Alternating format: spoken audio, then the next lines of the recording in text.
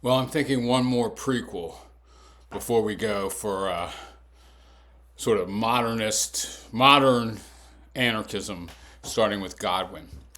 But I think it's key to talk about the Protestant Reformation and the relation of Protestantism to anarchism and much more generally to anti-authoritarianism. I do think that you will never get to the revolutions of the 18th, 19th, and 20th centuries without the Protestant Reformation. It's just a key moment. And in some ways, I want to say, like, I endorse it. Although Lord knows that's far too big a thing to endorse or even to repudiate as a whole. All right, so I guess what I'll say is, say, Luther and Calvin and Henry VIII, the mainline Protestant founders and the mainline Protestant denominations are not anarchist in tone.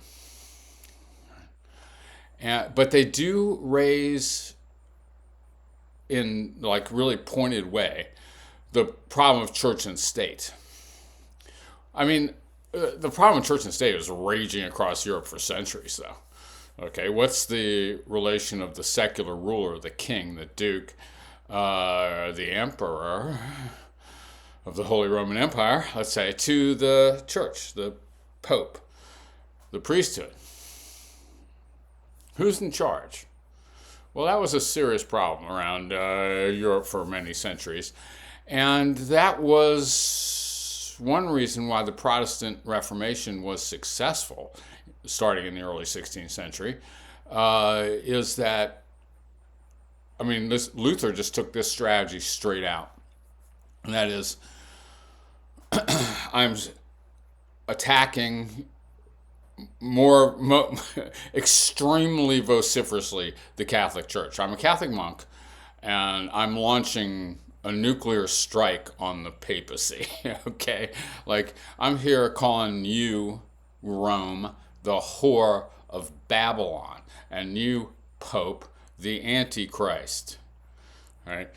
All right. Now, if you did that in Europe, and people did do that in Europe for centuries before that, as one might,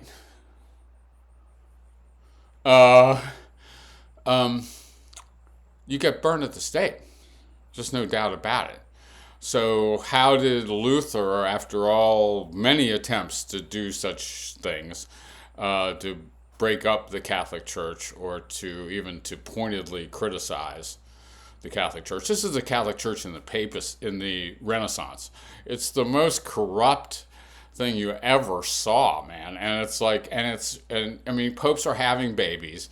Popes are fielding armies, right?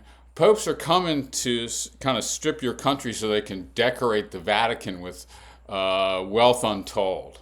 Okay. Now, of course, this kind of pisses off a lot of dukes and kings and Holy Roman emperors and such. Yeah.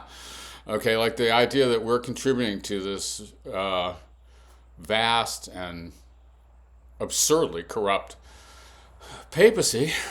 We get to the Counter-Reformation because you had to. It's enough to piss off all the rulers of Northern Europe. Most of them, certainly, except the most very devout, I guess, if there is any such thing. So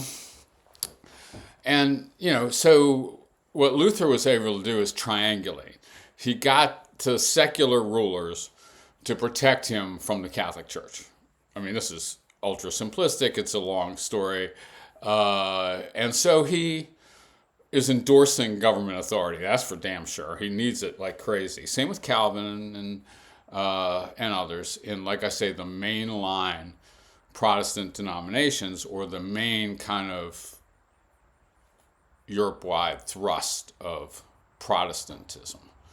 But from the get-go, man, as soon as Luther nailed his theses, as soon as the thing started to roil, much more radical elements emerged immediately. All right, and the implications of Luther's teaching are anti-authoritarian. The priesthood of all believers just means this. I mean, one way to do it is like, well, we're going to have ministers, not priests.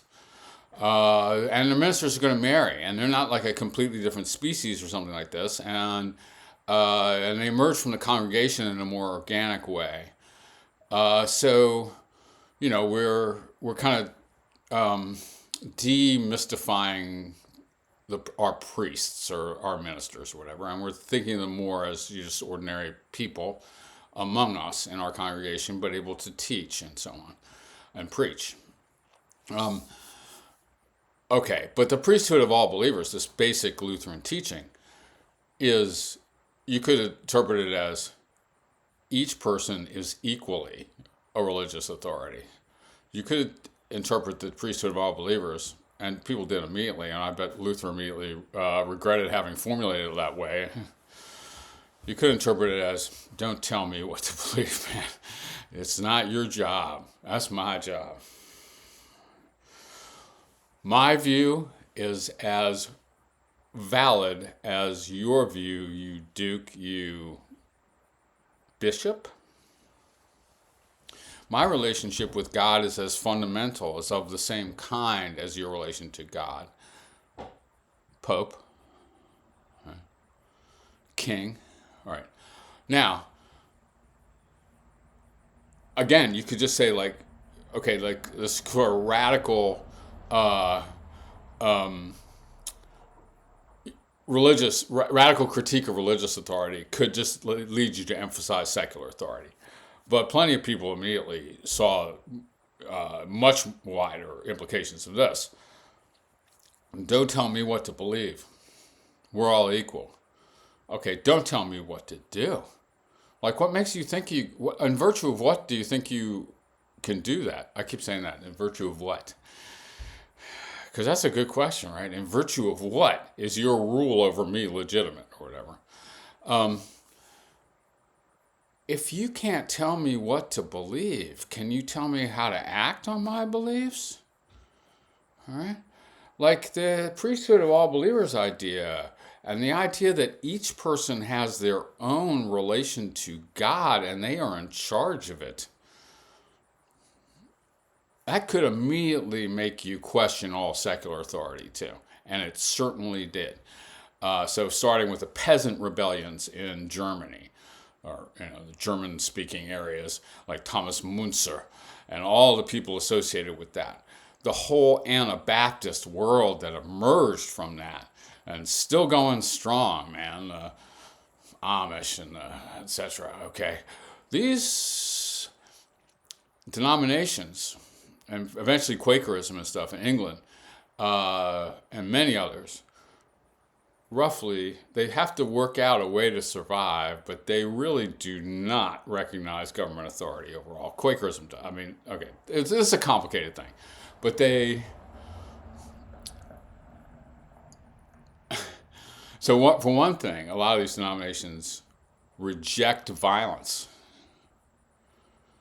And if you do reject violence, then you do reject the political state. That's just, all right. And it's, I guess, one development in Protestantism is what we might call radical Protestantism, has been called antinomianism, or against the lawism.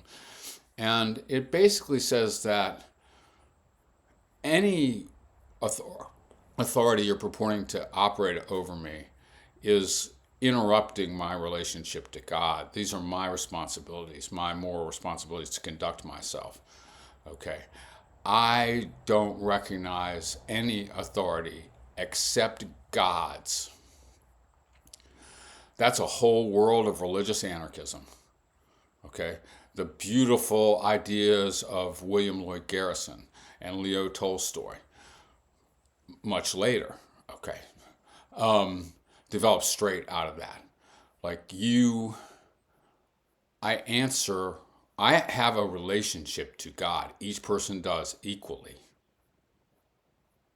And I answer to my conscience, like this individualist, conscience-oriented thing. Like Thoreau's civil disobedience is a beautiful expression of this, okay? It's secularized. There's no straight, well, there's God bops around a little bit, but maybe a little casually in Thoreau. And Hutchinson, okay, in Hutchinson in the Massachusetts Bay Colony. It's like, you, the secular authorities, can't tell me what to believe, and you can't tell me whether I can preach. You can't tell me shit, bro, because we're equal. Now, this emphasis, which I think, again, this if you were trying to tell a story of anarchism, you can't get to Godwin and William Lloyd Garrison and Josiah Warren and Lysander Spooner, and you can't even get to Marx. You can't even get to the French Rousseau and Marx without the Protestant Reformation, I think. Although, that would take a lot of work. Maybe Marx would agree with that in a way. Or at least it's a previous phase that has to happen to get to Marx. Something like that, part of the bourgeois revolution, according to Marx, is Protestant, and Protestantism and the Protestant ethics, I suppose. Now, this does sound radically individualist. And that's one thing that all these sort of social movements had to work out. And that's one reason that, like, Marxism and Marxist-oriented leftism would totally reject these figures in a lot of ways, and do reject the individualism of figures like Thoreau or Emerson or Kierkegaard. Okay, these are really paradigmatic Protestant thinkers, I think, really.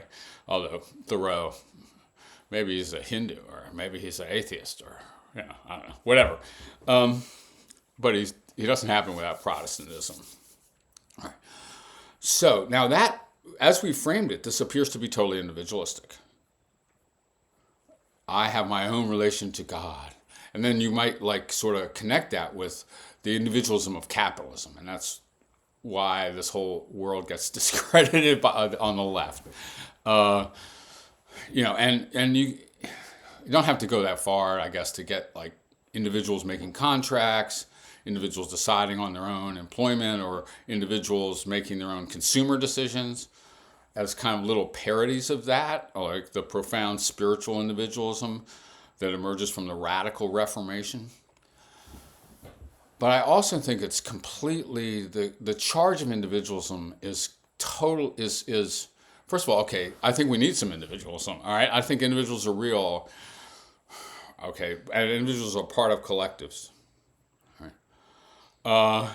But one thing I really want to note, and I'm going to use a text from the English Revolution to illustrate this, is that these were collective movements.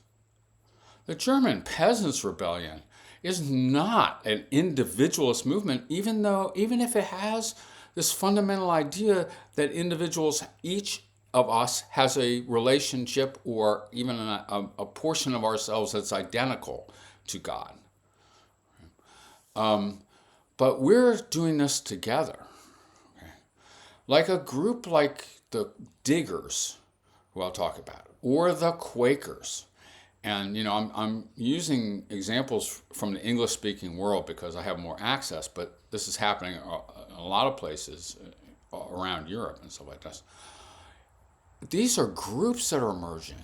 Their objection to state power and stuff like this, and the way it's being operated, but the whole conception of state power as interrupting one's relation to God in this continuous and oppressive and destructive way.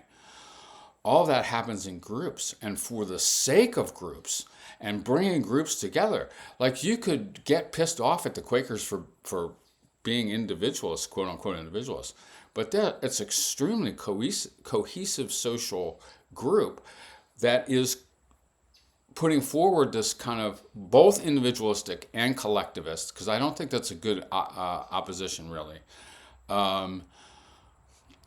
Vision, anti-authoritarian vision. Immediately, we need affiliations. Immediately, we're not doing this alone. Okay, immediately, whole social formations are coalescing around these anti-authoritarian ideas.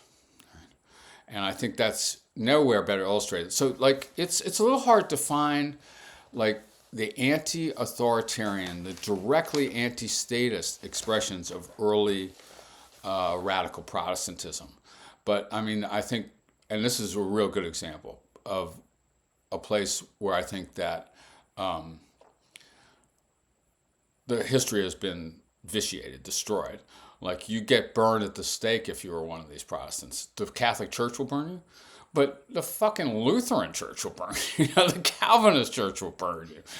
And certainly repress, not permit you to publish, and burn your texts as well, stop you from preaching, and torture you to death. Okay.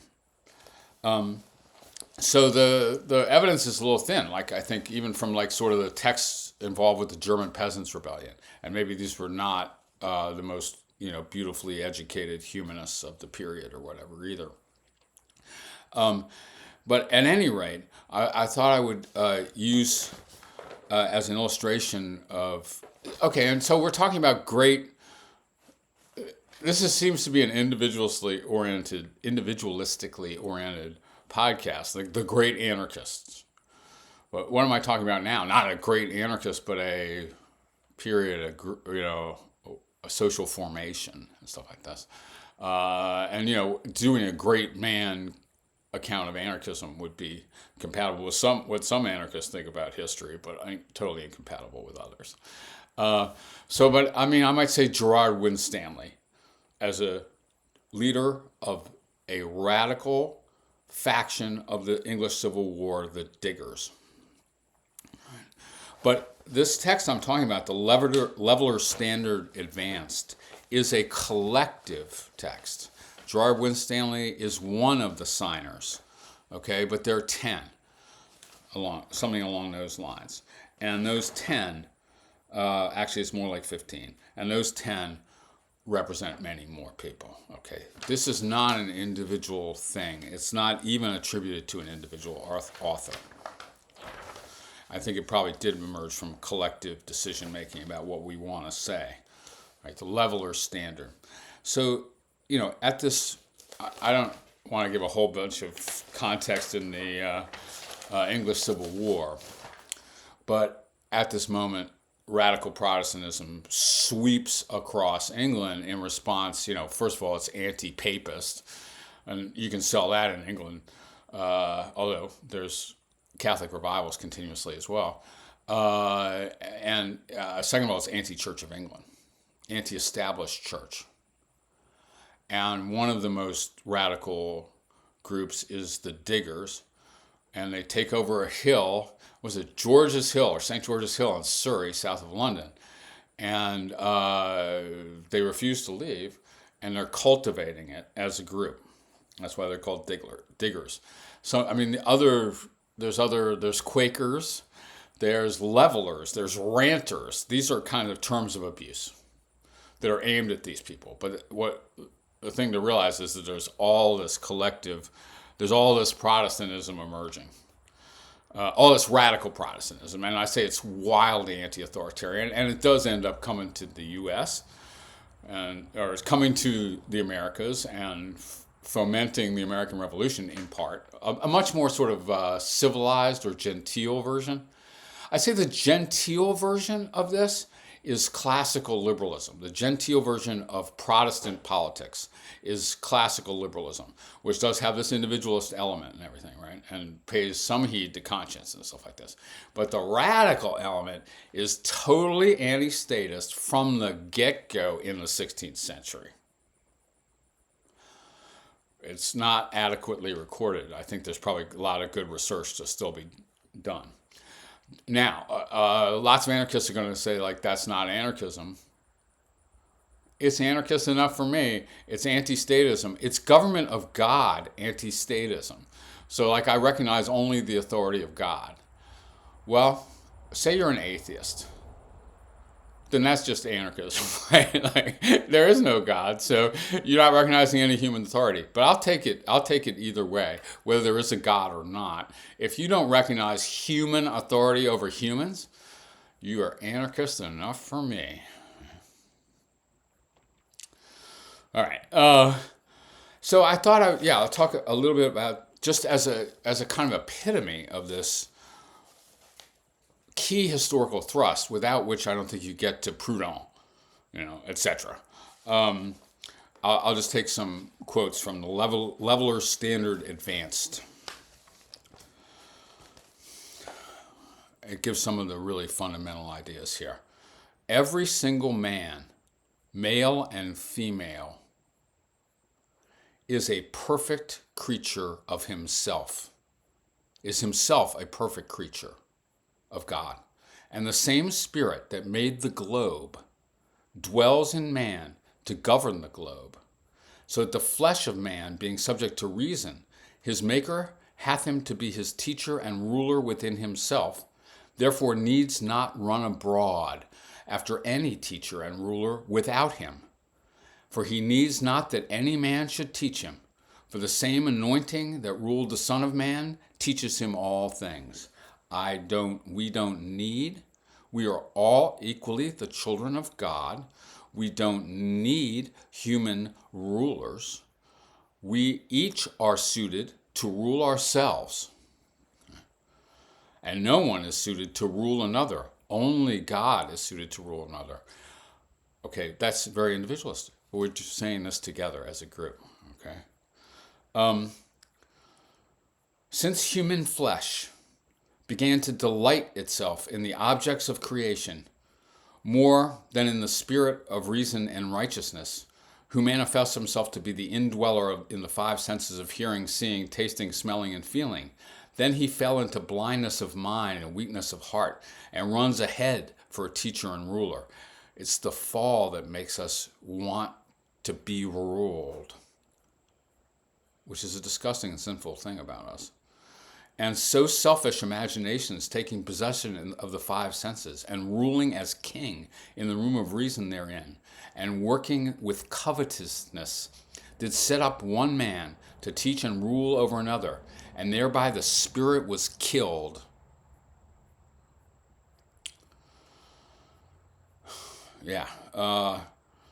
And thereby the spirit was killed, and man was brought into bondage and became a greater slave to such of his own kind than the beasts of the field were to him. So in this fall, this terrible fall, we enslaved one another. As we are enslaved to one another now, people are enslaved to people now, as beasts are enslaved to us in God's order, I suppose. This is the ultimate fall, and government embodies it. And furthermore, all you have to do is want it, and in a way, we can be sin-free. This kind of perfectionism. That had also massive implications, and universalism for centuries, really, of theology and stuff. All right. This coming in of bondage is called Adam, because this ruling and teaching power without doth dam up the spirit of peace and liberty. This is the fall. First within the heart, by filling it with the slavish fear of others. This is what statism does to you. It dams up the heart by filling it with slavish fear of others. Secondly, without, by giving the bodies of one to be imprisoned, punished, and oppressed by the outward power of another. And this evil was brought upon us through our own covetousness, whereby he is blinded and made weak, and sees not the law of righteousness in his own heart, which is the pure light of reason, but looks abroad for it. And thereby, and this is very Quaker too, the inner light is what each of us can respond to. Each of us has that of God within. And if so, none of us is suited to rule another. But looks abroad for it, and thereby the creation is cast under bondage and curse. and the Creator is slighted, first by teachers and rulers that set themselves down in the Spirit's room to teach and rule, where he himself is the only king. Like I say, I call this government of God anarchism, or antinomianism. Secondly, by the other, that refuses the Spirit to be taught and governed by fellow creatures. And this was called Israel's sin, and casting off the Lord and choosing Saul, one like themselves. And so, it's like Cain and Abel, Jacob and Esau. The state is the oppressor in all of those situations, the evil one. And the people, the oppressed, are the good ones, the Jacobs. So the rule of the state is based on murder, and he compares the government to the biblical, or they compare the government to biblical murderers. For the present state of the old world that is running up like parchment in the fire and wearing away, they're in the middle of the Civil War, we see proud imaginary flesh, which is the wise serpent, rises up in flesh and gets dominion in some to rule over others, and so forces one part of the creation man to be a slave to another, and thereby the Spirit is killed in both. It's our concupiscence, imaginary flesh, that makes one man a slave to another, as in governments and also in slavery. And so that destroys the soul of both. The Spirit is killed in both. The one looks upon himself as a teacher and ruler, and so is lifted up in pride over his fellow creature. The other looks upon himself as imperfect, and so is dejected in his spirit, and looks upon his fellow creature of his own image as a lord above him. They're both degraded by this. Each of them believes that they're not equal, but they are. It's the egalitarianism of the Protestant Reformation that makes this all possible, and that drives, the liberal revolutions, Marx, etc. eventually, right?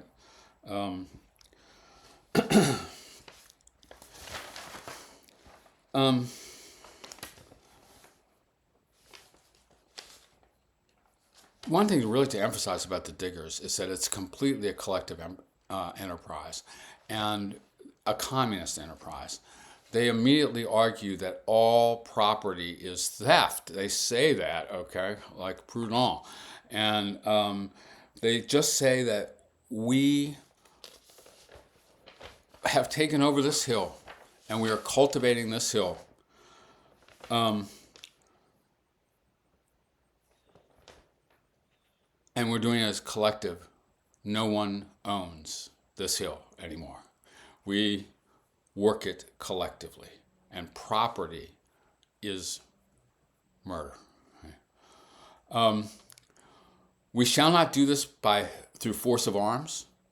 We abhor it, to take over the hill and resist your government. For that is the work of the Midianites, to kill one another, not of Christians or Jews, the chosen people, but by obeying the Lord of hosts, who hath revealed himself in us and to us, by laboring the earth in righteousness together, to eat our bread with the sweat of our brows, neither giving hire nor taking hire, but working, not working for anybody, and not having anybody work for us, but working together and eating together as one man. They get to profound collectivism from a profound individualism. We choose to be together.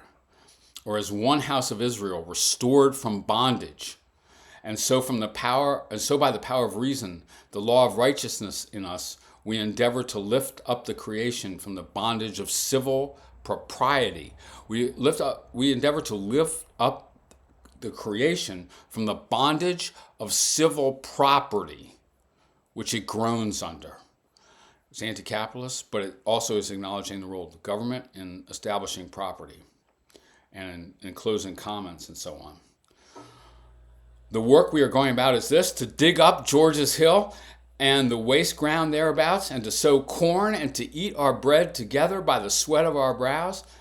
And the first reason is this, that we may work in righteousness and lay the foundation of making the earth a common treasury for all, both rich and poor.